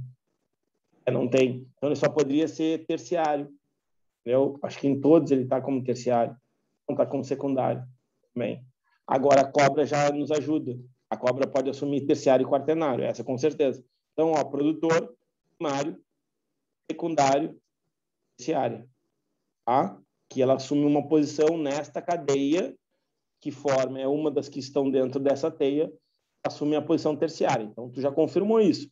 Então, tu tem que pegar uma cadeia agora mais complexa. Olha aqui, ó. Vamos ver se eu consigo aqui. Produtor, primário, secundário, terciário e aí quaternário. Vendo? O que é a teia? O próprio nome está dizendo, né? A teia é esse entrelaçamento de cadeias. Quem quiser fazer isso aí depois me mandar, eu não me lembro, mas aí eu tenho que fazer com calma. Anotar, porque senão eu me perco também. De cabeça eu me perco quantas tem. Pode fazer, porque é um exercício bom, tá? Porque aí, no momento que tu enxerga isso aqui, que não é complexo, é isso que eu quero chamar a atenção de vocês. Essa aqui, não, por incrível que pareça, tu pode dizer, pô, mas isso é difícil. Não é difícil. E ela é muito clara. É uma imagem muito clara, é legal de fazer. Aí depois tu põe aí do lado aí para ver quantas dá e depois eu faço aí. Me lembra, tá? Olha só o que eu tinha comentado anteriormente. Ok? Então, ó, o que eu tenho aqui? Ó? A energia, conforme vai passando ao longo da cadeia, ela vai se perdendo. Por quê, Valentina? Pensa. Que tu tem que usar no teu metabolismo. Então, o servo, ó, que se alimentou lá do pasto ou da arvorezinha, vai consumir parte, para ser mais sincero, 90%. Né? Em média, a gente consome para o nosso metabolismo. Então, teoricamente, sobra o quê? 10%. Uma oncinha, quando for se alimentar do servo, o que vai acontecer? A oncinha vai pegar apenas 10%. Depois lá, quando a oncinha morrer, falecer, porque algum caçador matou, ou porque ela morreu de uma doença, ou até mesmo brigando com outra onça, o que vai acontecer? Sobrar apenas 10%, e assim vai. Então, a gente vai tendo uma perda ao longo. Por isso que, normalmente, as cadeias, tá? As cadeias, elas são curtas, percebe? As cadeias são curtas para quê? Para isso mesmo, que é para não ter, né? Para não ter essa perda muito grande de energia. Então, quanto mais longa a cadeia for, por exemplo, assim, dificilmente tu vai ver numa cadeia um consumidor quintenário, hexenário, né, ou pentanário, né, seria hexanário ou septanário, que são 7, né, dificilmente tu vai ver. Tu vai ver com 4, olha, quando muito com 5. Quando muito isso. Tranquilo? Então, ó, quanto mais próximo dos produtores, mais energia. Então, eu sei que tu está pensando aí, louco para me perguntar, mas estás com vergonha, encabulado, né? Então, tu está pensando assim, pô, Elton, então tem muito mais energia nos produtores, sim. Porque é justamente isso, né? Eles produzem a energia. Então, eles têm mais energia disponível, inclusive, para eles. Tá? Tranquilo? Aqui, então, as pirâmides, que vocês já tinham me perguntado sobre isso, né? Se aparece muito no Enem, não é comum, mas, né, pode aparecer. Então, assim, ó, o que tem primeira coisa? O que é uma pirâmide, né? Uma pirâmide ecológica, tá? Uma pirâmide alimentar, normalmente chama ecológica. Aí, o que acontece? A pirâmide é apenas uma representação gráfica, tá? Uma representação gráfica daquilo que aparece, né? Aparece de uma forma geral, né, num ambiente, tá? Ou numa determinada situação. O que nós temos, então? Vamos lá. Então, aqui nós temos 3 tipos de pirâmides. É uma pirâmide de energia, uma pirâmide de biomassa e uma pirâmide de número. Então, uma vai estar representando graficamente, tá? A energia de um ambiente, a outra vai estar representando a matéria viva de um ambiente, né? E o outro vai estar representando a quantidade daqueles indivíduos no ambiente, que é a pirâmide de números, tá? Então, primeira coisa, a pirâmide de energia, ela sempre será assim. Ela sempre terá esse formato. A base maior, ou seja, aonde estão os produtores, e vai diminuindo ao longo da cadeia. Isso existe uma quantidade menor de predadores no ambiente. Quer ver um exemplo? Onça. Ah, então, tu não vê onça em toda a esquina. Ah, mas, por exemplo, quando tu vai para o campo, tu vê mais lebres, tu vê mais, sei lá, jacaré. Vamos pegar aqui na nossa região, tá? Quando tu vai lá, por exemplo, para o Taim, tu não vê uma quantidade muito grande de jacarés, mas tu vê uma quantidade muito grande de quê? Hein? Que vive lá no Taim? Os caras caçam e não pode caçar. Capivara? Capivara. Ah, que aqui na nossa região eles chamam de capincho, né? Então, que é o capincho. Então, eles chamam de ratão, que não tem nada a ver com ratão, mas tudo bem. Entende? Então, assim, ó, então tem... Vamos lá. A capivara se alimenta de quê? Vegetais, ou seja, ela é um consumidor primário. Ah, imagina se tivesse mais jacarés do que capivaras. Olha lá. Aí eu estou falando números, tá? Quantidade. Se tivesse mais jacaré do que capivara, o que aconteceria? Provavelmente as capivaras sumiriam desse ambiente. E depois, numa sequência, os jacarés. Entende? É uma coisa óbvia. Ah, se tu tem mais, por exemplo, predadores do que, né, do que presas, tu vai ter, então, uma diminuição, né, até talvez a extinção. Tá? Então, tá vendo como o alimento no mundo vivo ele limita a quantidade de indivíduos de um determinado ambiente. Bom, daí focando aqui na pirâmide de energia, ela sempre, de novo, terá esse formato e independente. Ó, olha aqui para mim, olha para mim.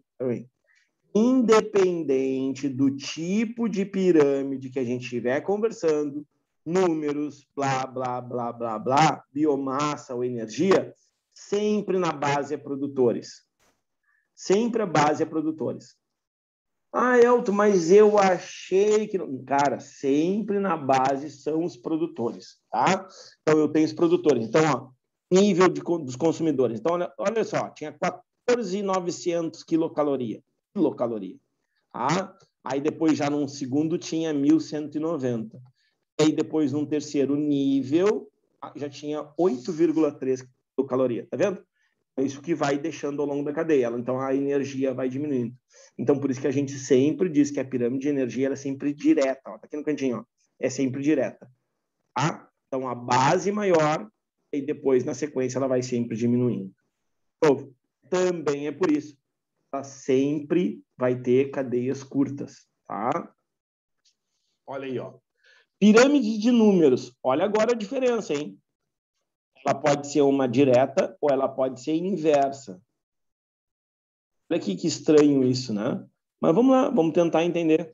Agora eu quero saber, não quero saber se tem energia ou não. A única coisa que eu quero saber é a quantidade desses indivíduos em um determinado ambiente, tá? Então, olha só, se os produtores forem de grande tamanho, a árvore, os herbívoros pequenos, as lagartas, a base da pirâmide será estreita. O gráfico não apresentará uma forma de pirâmide como a gente está acostumado, ó, que é esse aqui. Vamos lá, ó. Se fosse isso aqui que a gente está vendo há horas, né?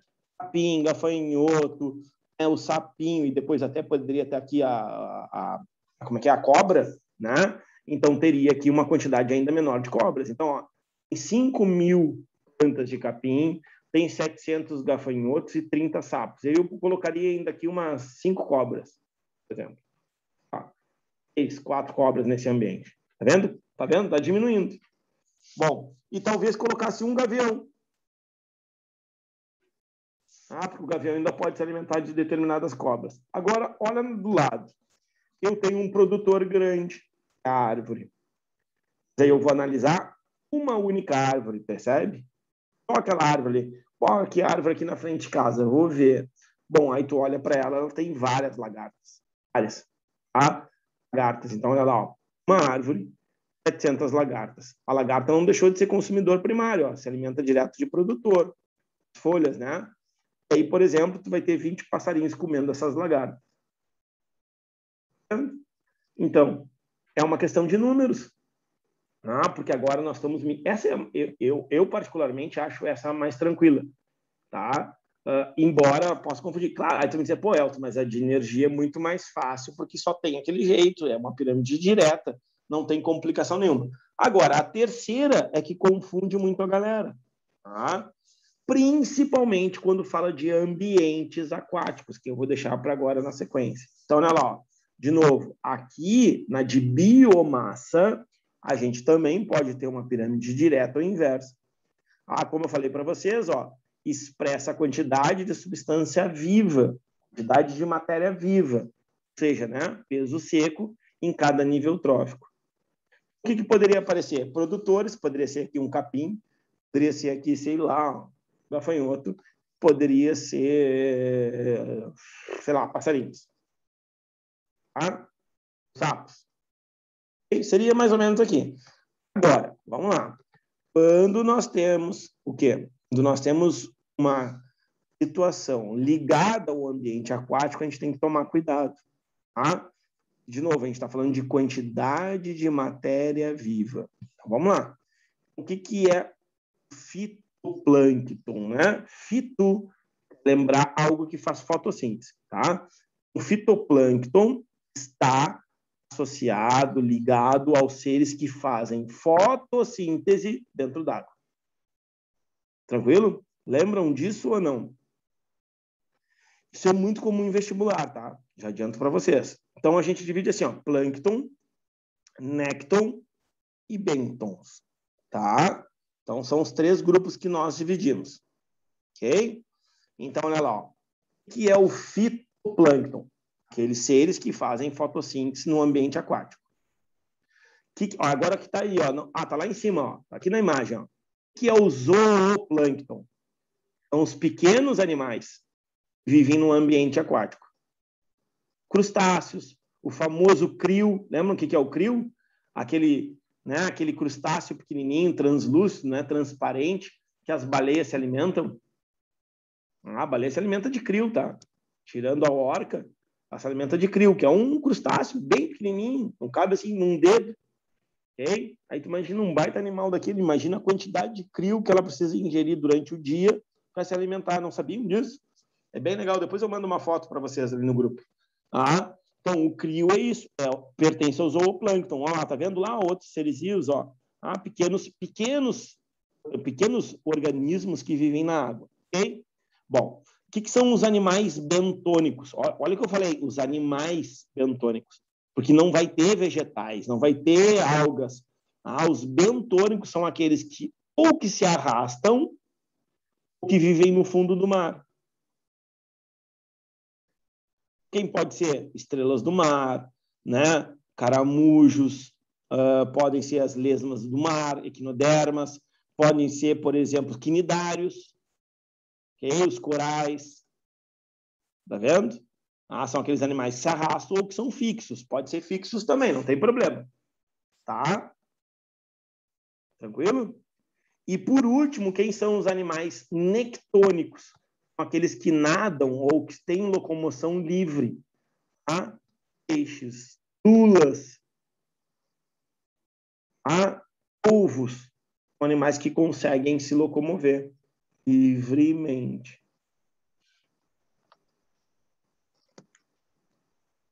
Tranquilo? Olha aqui, ó. Vamos lá. Então, olha uma estruturação de um ambiente aquático. Ah, isso já foi até usado, sabe o que foi utilizado? Até mesmo, que se fala? Aquário. Tá? Então, ó, o fitoplâncton, tá? É menor. As algas são normalmente microscópicas, esqueçam disso. Tá? Então, ele é menor. Zooplâncton, olha ali, ó. Crustáceos, microcrustáceos. Então, são maiores. Então, olha só, eles precisam de muita quantidade. Tá? Por último, aí, ó, os peixes, que seriam nessa. Os zooplâncton são animais de pequeno porte, como alguns crustáceos, por exemplo. A gente chama de microcrustáceos. Ok?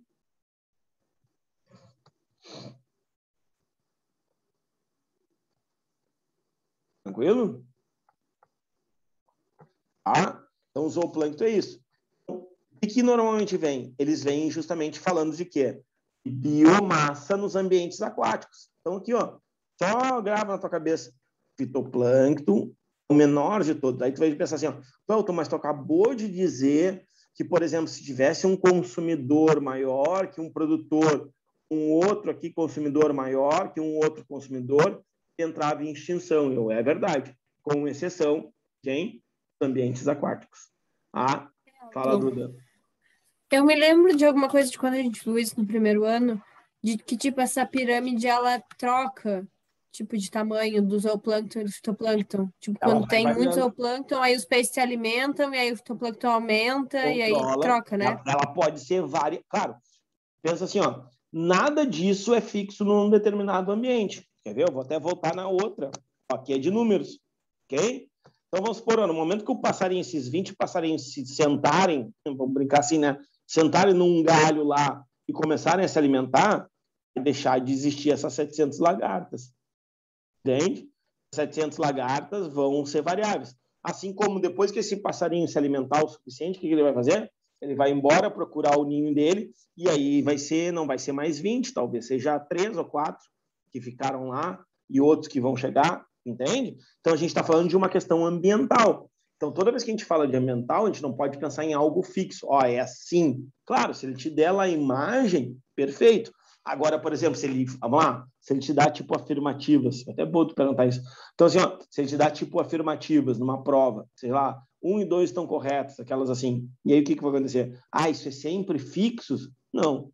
Ah, isso é variável de acordo com o ambiente. Então, de acordo com a atividade desses animais. Ah, e aí, pensando nesses animais, a gente não pode esquecer que o fitoplâncton não é animal. Ah, vamos dizer assim, é a parte vegetal, não é vegetal, tá? São as algas, ok?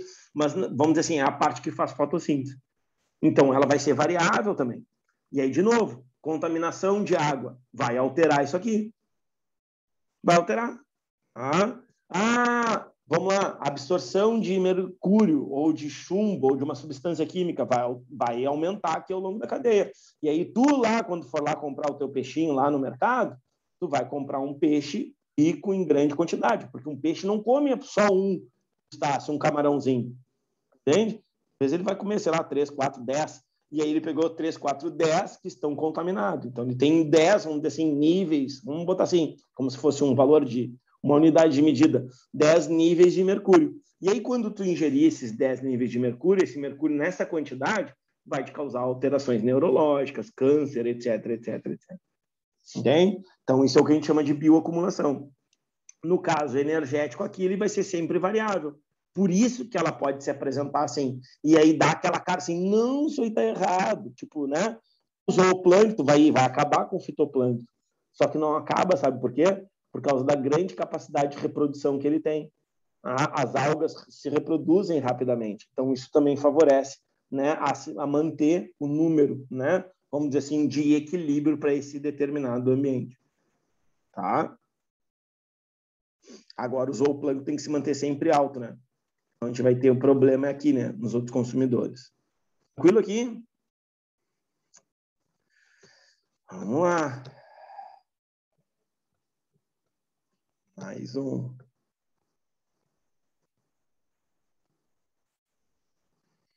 Aí chegamos nesses caras, né?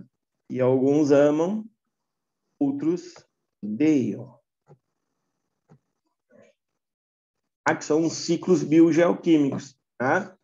Esses ciclos biogeoquímicos são questões bem, né, recorrentes em provas de vestibulares e até mesmo no Enem. De novo, pode não cair o ciclo lá bonitão, né, com as fases dele, o que acontece em cada um, o que deixa de acontecer e tal.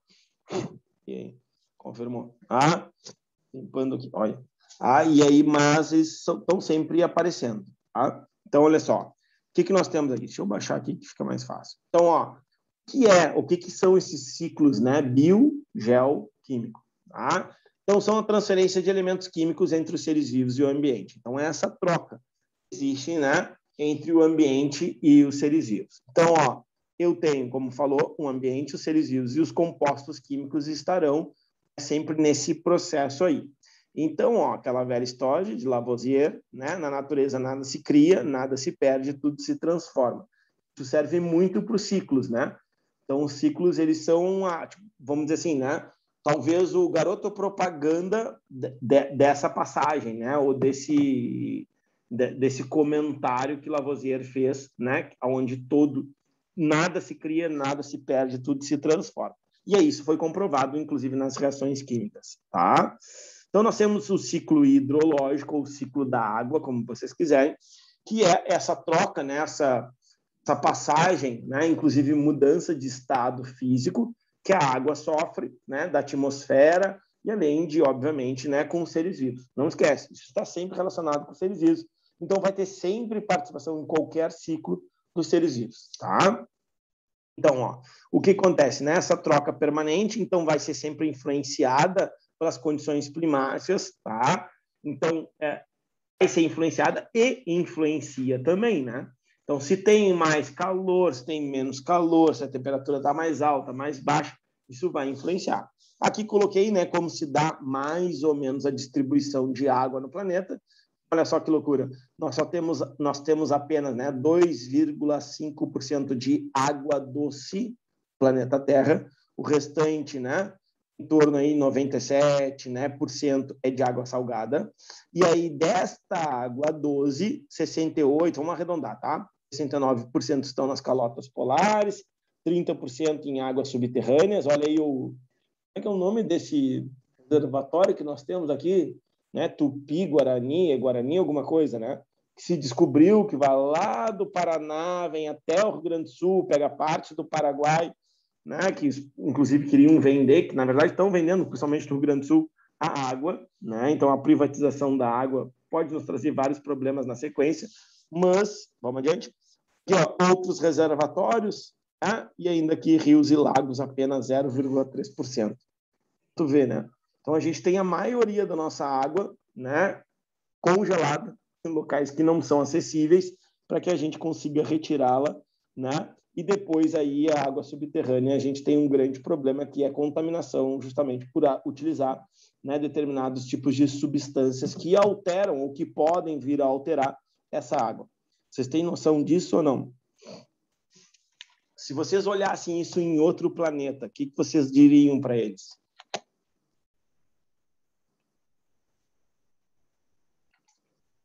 Imagina, Valentina, tu vai lá no Bauhaus, lá, toda, como é que é? Nicolas Cagezinha, tá?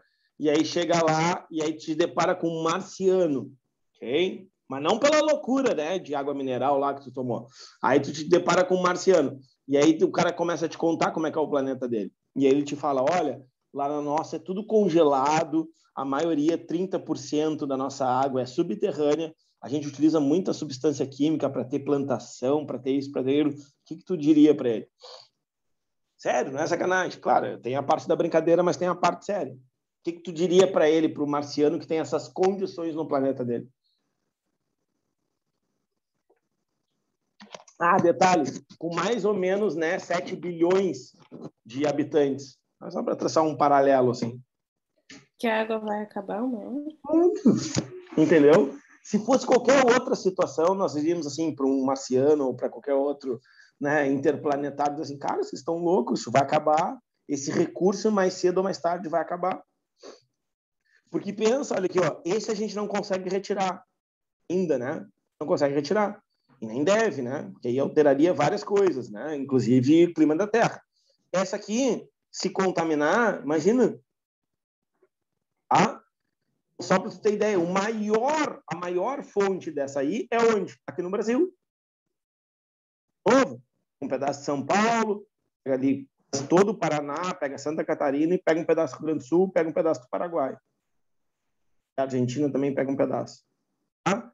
Se contaminar, seja lá por que for, tá? Injeção, sei lá, agrotóxico, com o tempo, tu não vai poder mais utilizar ela por um bom tempo. Entende?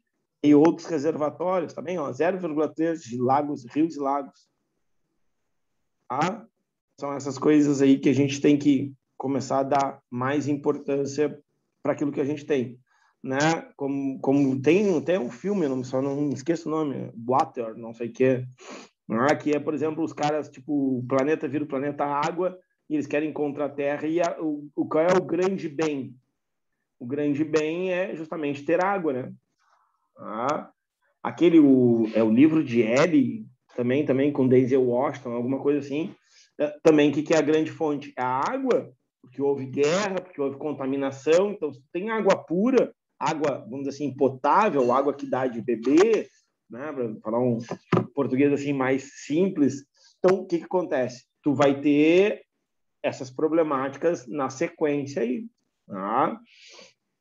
Bom, aqui então, ó, ciclo da água, então nós temos, deixa eu baixar aqui, nós temos então, ó, nós temos 2 tipos de ciclo, um ciclo que nós chamamos de longo e um ciclo que a gente chama de curto, tá? Então, ó, hoje até por acaso compartilhei, tu vê como são as coisas, né? Nem pensei nisso. Então assim, ó, compartilhei lá na página, lá, uma das coisinhas lá nos stories foi justamente aí o ciclo, né? Que eu gosto bastante daquela página que elas trazem um bagulho bem contextualizado, né? Ó, pequeno ciclo, então, é o percurso da água ocorre somente no ambiente, tá? Então, é esse aqui, ó. Tá conversando daqui a pouquinho sobre ele.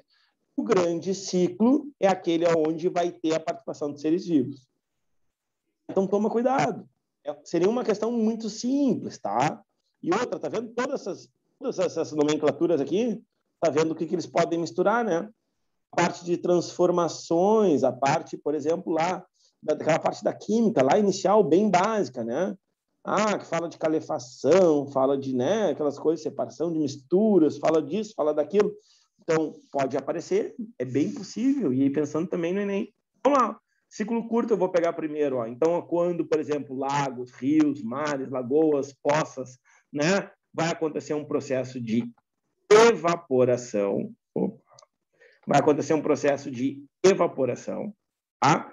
A partir dessa evaporação, essa água, né, vai migrar, vamos dizer assim, ela vai chegar no ambiente. E chegando no ambiente, ela vai sofrer um processo de condensação, vai tornar, né, vai voltar na forma líquida, forma de chuva. Bem? Bom, aí quando chega nos animais, dá um pouquinho, né, mais de complexidade, mas nada muito difícil, né? Até porque o ciclo da água são os mais simples, né? São 2.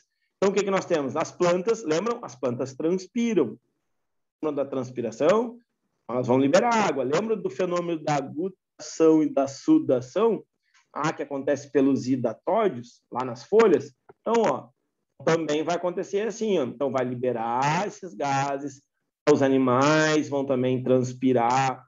Tu lá, quando correu, lá o Matheus, quando deu aquela corrida dele, aquela pedalada e tal, transpirou, está liberando o quê? Além de CO2, ele está liberando água para o ambiente.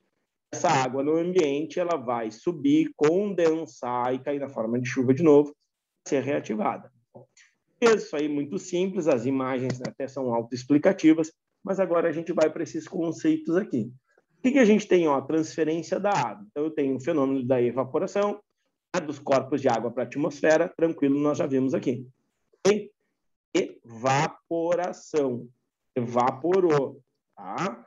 Agora, olha um outro nome, um nome técnico, que realmente acontece, que aqui eu chamei aqui, inclusive, de transpiração. E está aqui no ciclo, ó, transpiração e respiração de plantas e animais.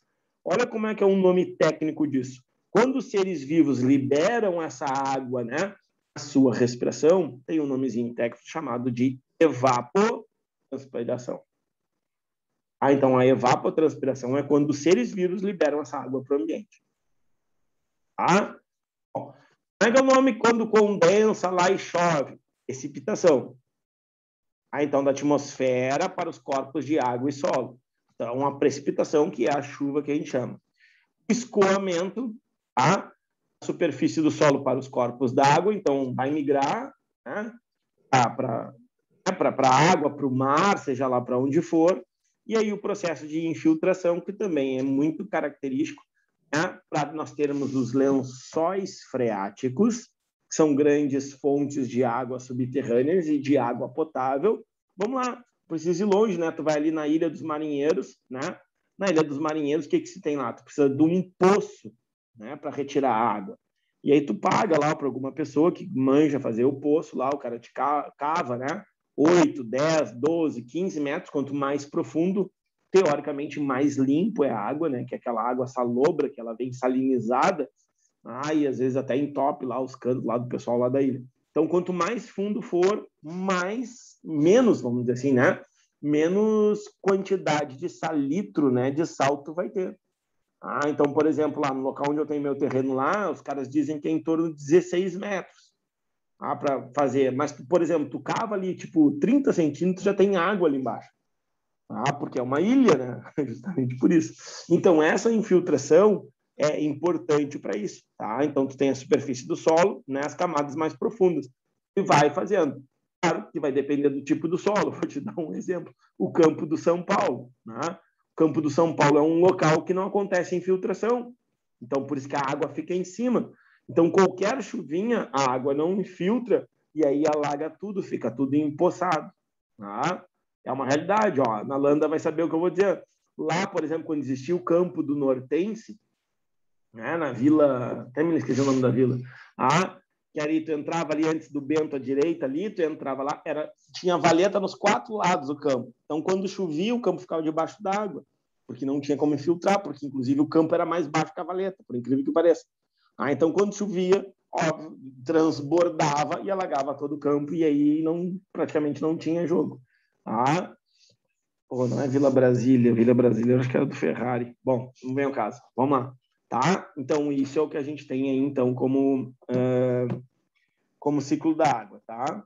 Então, ó, carbono, vou falar desse aqui, tá? E aí depois a gente continua amanhã. Então, ó, carbono, né, constituição de matéria orgânica, por isso a grande importância do ciclo do carbono, tá? A gente tem, ó, aqui, a partir desse carbono, então, seres vivos, né, vão produzir açúcares ou carboidratos, as proteínas, os ácidos nucleicos, lipídios e assim por diante, tá? A principal fonte de carbono é o CO2. Bom, e aí o que tu tem que estar pensando? Bom, se é o CO2, tem que ter planta aí no meio desse caminho. Claro, né? Porque as plantas é que retiram esse CO2 do ambiente. E a gente conversou. É a fonte de carbono dos seres vivos. Acabamos de falar sobre isso. Então, o que acontece? Eu tenho o quê?